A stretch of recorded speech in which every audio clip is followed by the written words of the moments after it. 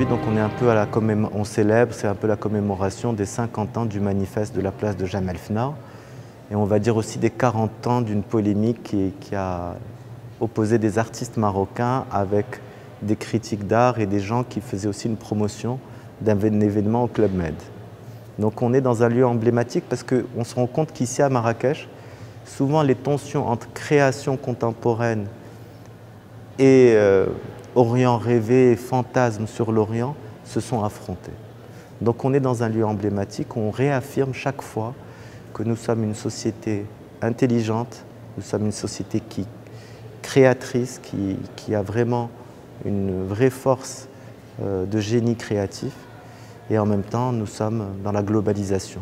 Donc ici dans l'exposition que vous avez vue déjà ou filmé quelques extraits, il y a les principaux artistes qui ont créé des œuvres d'art entre 1958 et 1978, hormis Ahmed Charqaoui, Mohamed Atallah, Fouad Bellamine, dont nous n'avons pas trouvé les pièces qui étaient justement dans cette période de l'histoire.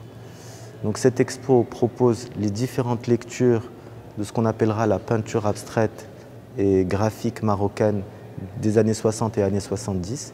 Elle permettra de montrer l'audace créatrice qu'il y avait à cette époque-là, mais aussi tous les concepts intellectuels en face des grands manifestes de l'art de 69, de 72, de 78 et le manifeste de la Biennale de Bagdad de 74.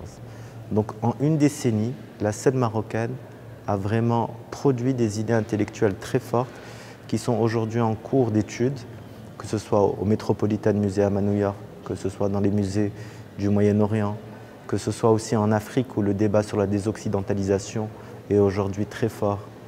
Donc ici, souligner nos liens dans la différence, comme disaient les artistes, c'est vraiment l'image de cette exposition. Toutes ces œuvres ont une histoire très prononcée, très forte, dans des expériences avec soit la céramique, soit avec les bandes graphiques des années 70, soit avec l'érotisme même dans certains travaux, soit même autour de la Palestine. Donc j'ai pas vraiment une œuvre où je défends, où je suis.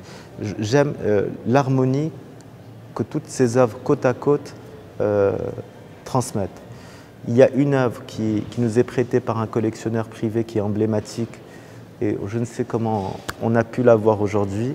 C'est l'œuvre Palestine 69, qui est une œuvre emblématique pour tous les pays du monde arabe, où la cause palestinienne est vraiment une force créatrice et qui est très reconnue d'ailleurs. Donc cette œuvre-là, nous avons la chance de l'avoir en exposition pendant un laps de temps avant qu'elle retourne dans sa collection. Elle n'est pas dans le circuit de la vente ou d'un quelconque commerce, mais nous sommes très honorés de la présenter aujourd'hui. Et je pense qu'elle étonnera l'artiste quand il arrivera et qu'il la découvrira.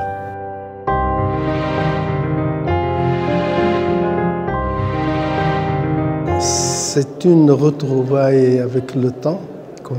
Je ne m'imaginais pas qu'on allait survivre tant d'années pour revivre le moment qu'on a vécu il y a 50 ans. C'était vraiment une action pour revendiquer un droit, celui de se manifester même dans les places publiques. C'était une nouveauté au Maroc. C'était une sorte de démystification de l'art, que l'art, ce n'est pas un objet mobilier qu'on achète et qu'on place. C'est un moyen de communiquer avec le public. Et c'est vrai que Jemaa el-Fna, c'était une action pour contester un autre programme culturel qui n'était pas bien réfléchi et qui n'était pas un programme qui aurait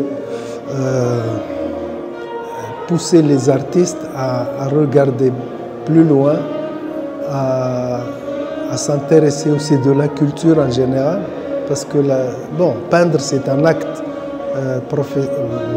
artisanal, mais notre action à l'époque de Jemaa el-Fna, c'était d'inciter les gens que l'art est fait aussi pour réfléchir. Vous voyez. Donc ça, c'est...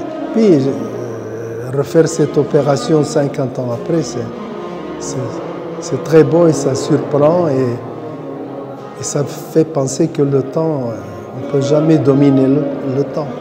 50 ans comme une année, ça a presque la même valeur. Cette aventure collective, elle prend aussi fin vers le début des années 80. Le mouvement de Casablanca se disloque, Farid Belkaya s'installe à Marrakech, Mlihi rentre dans l'administration, d'autres artistes vont mener des destins différents.